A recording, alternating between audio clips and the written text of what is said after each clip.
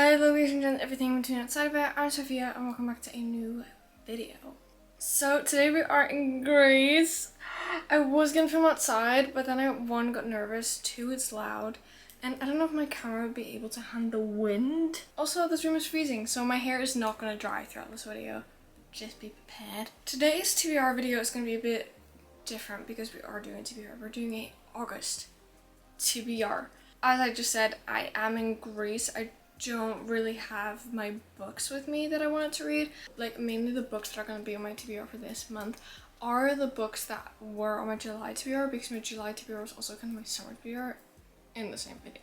I'm gonna incorporate a few other reads because for some mental reason I decided to go into the thriller era, and I did bring a bit more thriller than romance to Greece, but I still have like two left and I literally just don't want to read them. Maybe because it's more like cheesy quick romances and not like in-depth love, dark mafia.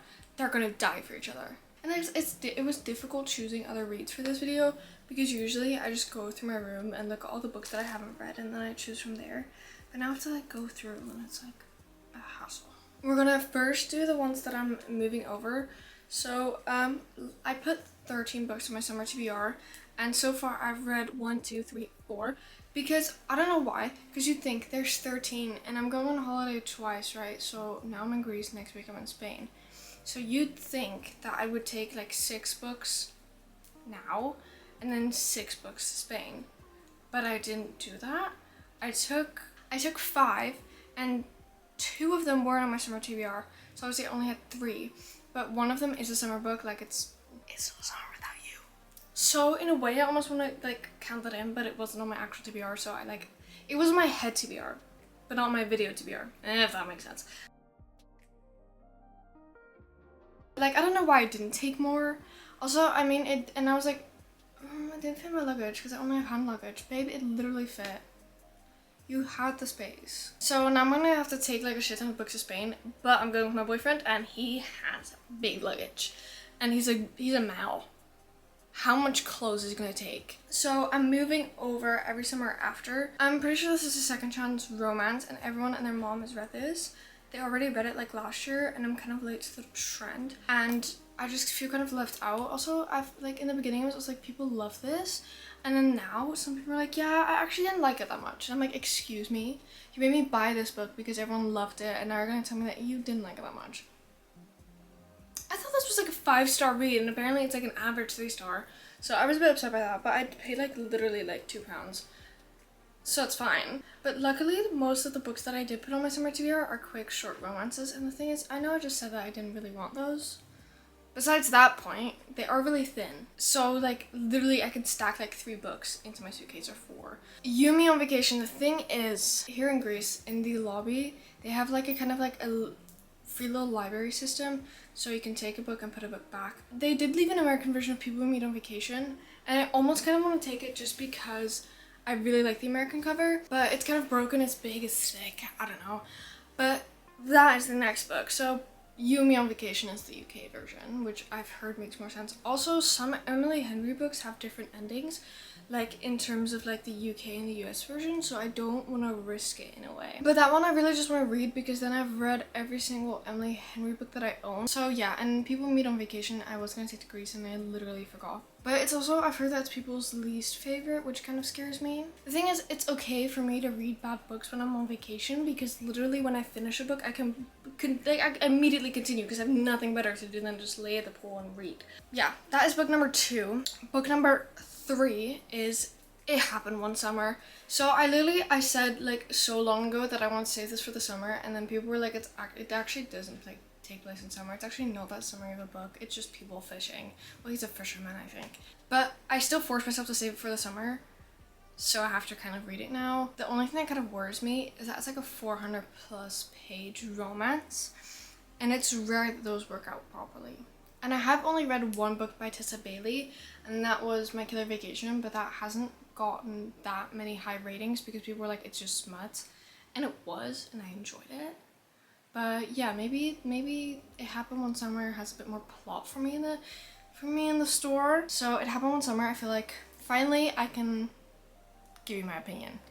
and I can finally be part of the squad. Then, oh my god, you cannot... This is the last thriller book I'll have on my summer TBR, and I'm kind of mad about it because why do I not have more summer thrillers? This is Summer Fever, and if you've been following, if you are a true subscriber, I mean, you would probably forget, but you might know that I did try to read this last summer, actually in Greece. But I literally, the first chapter, I think, was like 40 pages long, and it was just like description, and I'm 99% sure it was third person, and I was like, these are all the things I hate most, and I'm not gonna do this right now. And I think the problem is that one, I wasn't as quick of a reader as I am now. So like in my head, if I was like, okay, so 30-page chapter, what I'm now gonna do is I'm gonna sit here, nobody's gonna talk to me, and I'm gonna read the first 2 chapters. Because the thing is, if the chapters are long, it's third person. In my head, it's always like, just read 2 chapters. Well, depending on how long it is, but if the chapters are long, just read the first 2. Because I feel like by that end, you're probably already into it. Because I was looking through my summer TBR, I read the back, I was like, oh my god, this sounds so intriguing. And then like literally like I flipped to a page and I was like, oh my god, this sounds so good. And I still remember the first chapter because I did finish the first chapter, I just never picked it back up. I remember the first chapter, so I can literally pick off where I left. Book number, I lost count. A Good Girl Complex. So another quick, cute, fancy romance. I don't know why I said fancy. And I don't know why I'm talking like I'm doing a school presentation. So I kind of bought this as well because I literally was like, why am I being left out? Why have I not read this? But then I kind of heard the same thing. I heard that people didn't like it as much, but then I could literally buy it for, I think it was like, yeah, £2 as well. And then I was like, honestly, the £2 for me is worth it if I don't like it. So I have A Good Girl Complex, and it is a summary read as far as I know. It's probably, again, the cover looks summery and then the book is not that summery, but that literally doesn't matter. If it looks summery, yay. The Visa, this one was also last month. The Visa, it's like, I think it's like a marriage of convenience.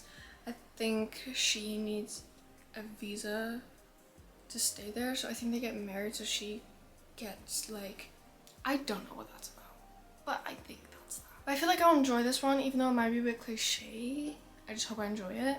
I literally just went through my whole physical TBR on Goodreads, like all of it, to see if there was like a summary like thriller book that I could take. You know what, I'm gonna put this one on my TBR because I feel like I kind of should. So she's okay. Here's the thing, let me tell you a story. So my boyfriend's parents well, more's that, but they gifted this to me for Christmas because his dad read this and he knows that I like reading and I like mysteries, and I think this is like a detective inspector type of book. And so I literally tried to read it. Like I think I got to like page 40 and I was so upset because the writing was literally, I was like, what the fuck? Why am I not getting this? This makes me feel so stupid because like what am I supposed to tell his dad? Anyway, that was Christmas. It's almost August now. Like I'm going on holiday with my boyfriend's family, like his dad included. So then I kind of feel like I should take it with me and then I can read it. Since he's already read it, then I can do a little bonding sesh. Or not. But then at least I've read it. The thing is, it's like one of the bigger paperbacks. I have it on my Kindle, but like, I don't know, in the summer I need to have the pape. Like, And I literally just decided this while I was staring at the floor. So this book is also going to be on my summer TBR. The Perfect Couple by Ellen Hilderbrand. Don't know when I'm going to read this or where because it is a hardback because I have it right in front of me. Same little library thing, which is kind of scary because how am I going to take that all the way to Spain? Boyfriend suitcase. But yeah, I think I'll take that because one, I've never read an Ellen Hilderbrand book. I feel like I kind of should. And I've heard The Perfect Couple is really, really good. And I also saw that Sarah Crowley, I think she rated it 5 stars. Those were all the books in my August TBR. I hope you enjoyed today's video. I hope the lighting wasn't weird. Was it weird?